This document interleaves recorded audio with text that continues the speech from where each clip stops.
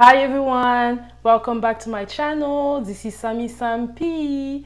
If you're new here, welcome, and if you're not new, welcome back. As usual, please subscribe to my channel as I will be posting about show and lifestyle videos. So today we're going to be reviewing episode 3 of Ready to Love in Potomac.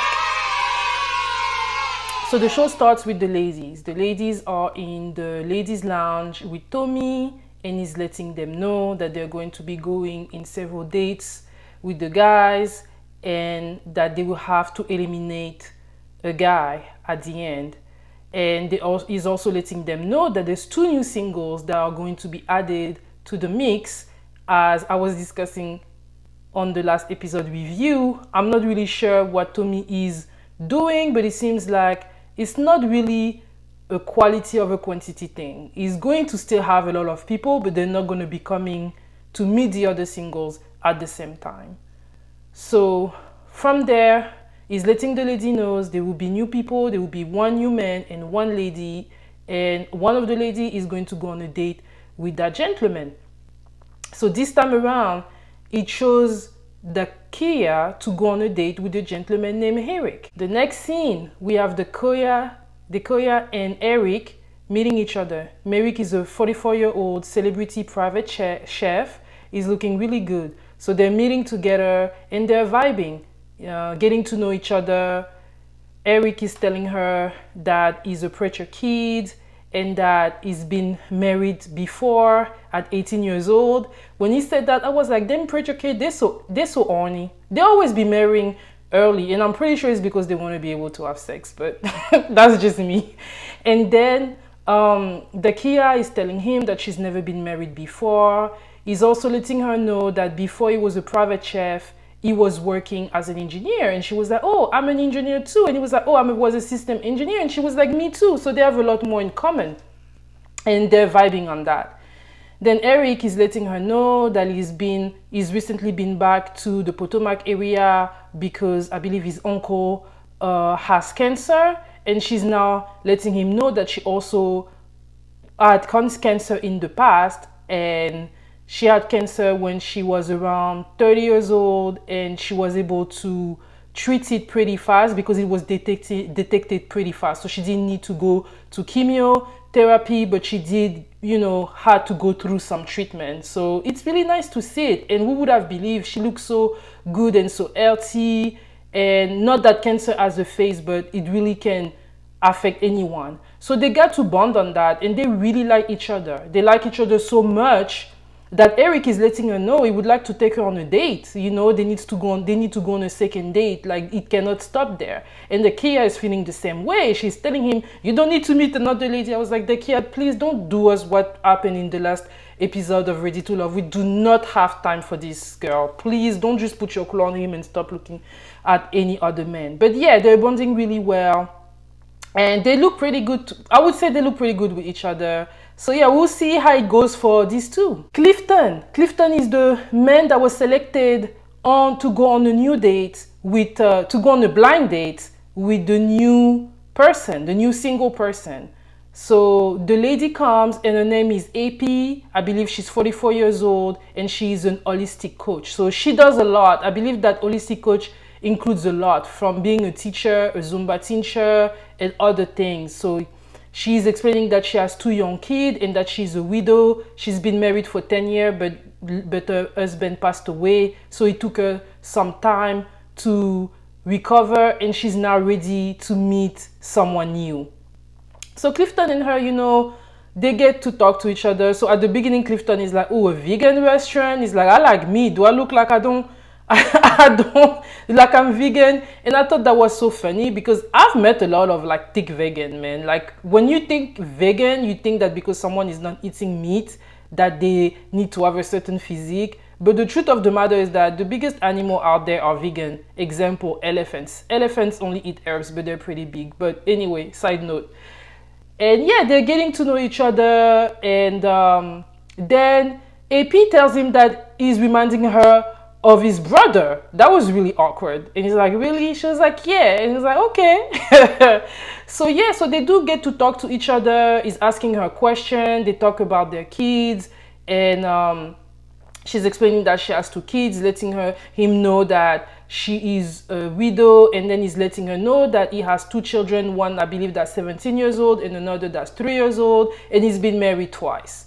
They get to know each other, but from what they're deducting in their confessional, they didn't really feel a spark with each other like that. They did enjoy the conversation, but they both don't think that it's going to lead to something, especially Clifton. Next date, we have a group date. So we have Dekoya, we have Eric, we have Joy, we have Cornelius, and we have Ace, and they're going on a painting date.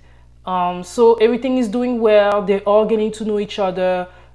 Cornelius is talking with Dekoya, and he's decided that he's going to paint his late cat that was named Pimp. And I thought that was pretty funny. I think Cornelius has a nice vibe. He's very chill and funny, you know, very light-hearted. I like that. Like he seems like he's really nice.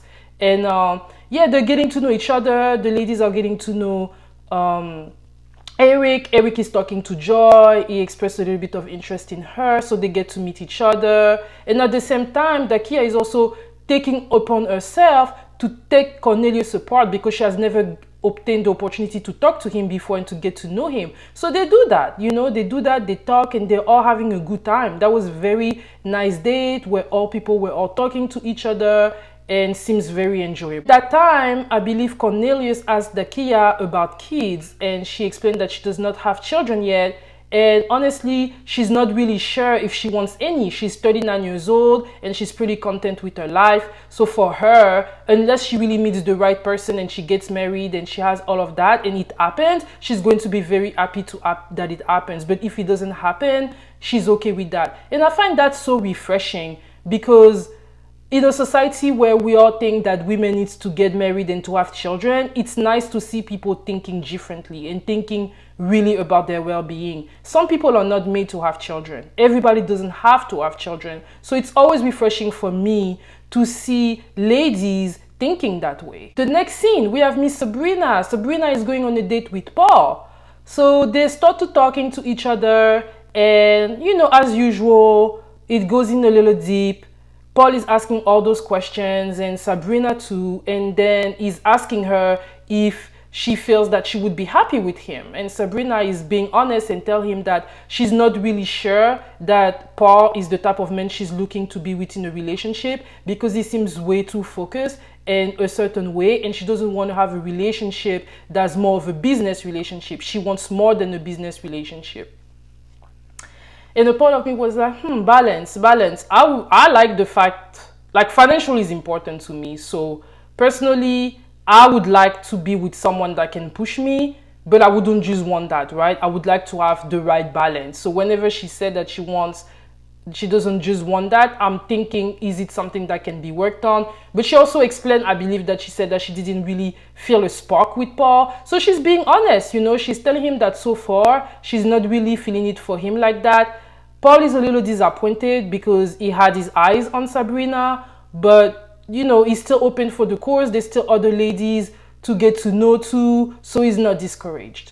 Next, we have another group date, and during that group date, we have AP, the new lady, we have Laverne, we have Joy, we have Demetrius, and we have Tori, and they're going to play bowling. They're going to go bowling.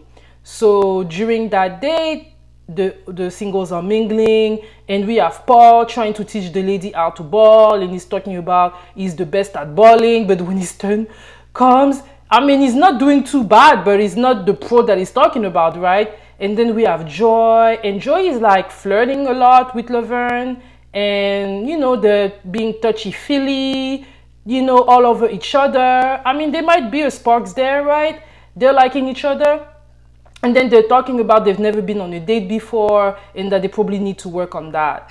So we'll see what happens. But yeah, Joy, you know, she has something with him. And then we have Demetrius that's there. I feel like Demetrius and Tori, they're kind of like a little bit on the background. I'm not really sure if it's because of that specific episode, but Demetrius, we haven't seen a lot of him yet. But a lot of the ladies seems to really like him. So is it that he has not found any ladies that is interested in? We'll see. Then we have another group date. This time we have Tori, Sabrina, Demetrius, and Wiley and AP. They're going on a tour of Washington, D.C., famous monuments. And we have Wiley, you know, being his seductive self, talking to AP, engaging her, trying to get to know her. But she's not really feeling him for him just because of the age difference. I believe she's 44, he's 32. So she thinks that he's a little too young. But still, you know, they're talking. And then we have Sabrina. Sabrina is talking.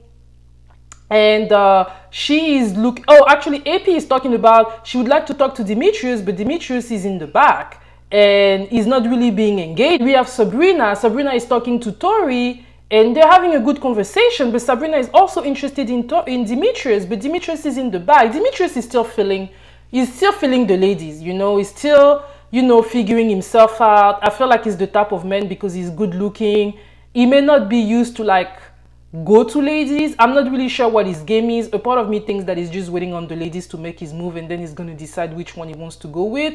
But he's definitely not, it doesn't seem as interesting. He's not as engaging. Let's just say that. I feel like he hasn't been that engaging and I hope that it's going to change in the next episode. Next, we finally have Jay and Clifton. Jay and Clifton are finally going on a date. We know that they've been vibing with each other from the first episode. First time they met, they really liked each other. So they finally get to go on a date. And it starts with Joy. She has that fish and she's having Clifton try it, but then he's feeling coconut and he's like, I think there's coconut in there, and he's allergic to coconut. I'm like, who is allergic to coconut? It's not even a thing, but apparently it is. So Joy is like shocked. She's like, oh my God, first date, I don't want to kill him. And yeah, he's able to like, you know, he didn't die from the allergy. And they get to talk to each other a little bit more. They open up. Joy is telling him that she was raised by a single father and that he recently died. And, you know, it hasn't been easy because he was the center of the world. They were very close to each other. Clifton explained that he also had the same situation with his dad that he recently lost. His dad was the nuclear of the family. And it was really hard losing him. So they bond on that. So their bond is getting tighter. You know, it's been 3 episodes now. They've consistently said that they like each other. They've gotten on dates with other singles. And things seems to be doing well with the two of them. Ladies are meeting at the wine bar and it's time to make a decision. They're all letting Tommy knows who they think is their favorite guy and who they think is at the bottom. Let's look a couple of surprise moments for me. When Carmen said that she wasn't really feeling it for Laverne, she explained that on the top she had Clifton, who is also of course on the top for Joy. So they're filming Joy making a face, but he might not, you know, editing, the power of editing, he might not even have been for that. But yeah, and then when they talk about their bottom, Sabrina is saying that Paul is in the bottom for her and she's explaining why. And Precious feels otherwise. So they have a discussion about that. Most of the ladies said that Cornelius, they were not able to bond with him on a romantic way. He's very nice, but they like him more as a friend. And then Carmen gets to say that Laverne makes himself look like he's a very positive person, but he's not really that way. And she's not really seeing it for him at the moment. I guess we get to know more because that's the thing. Outside of the show, those people are probably talking on the phone and going on dates that are not necessarily filmed. And I feel that's what's going on and we sometimes miss on certain things.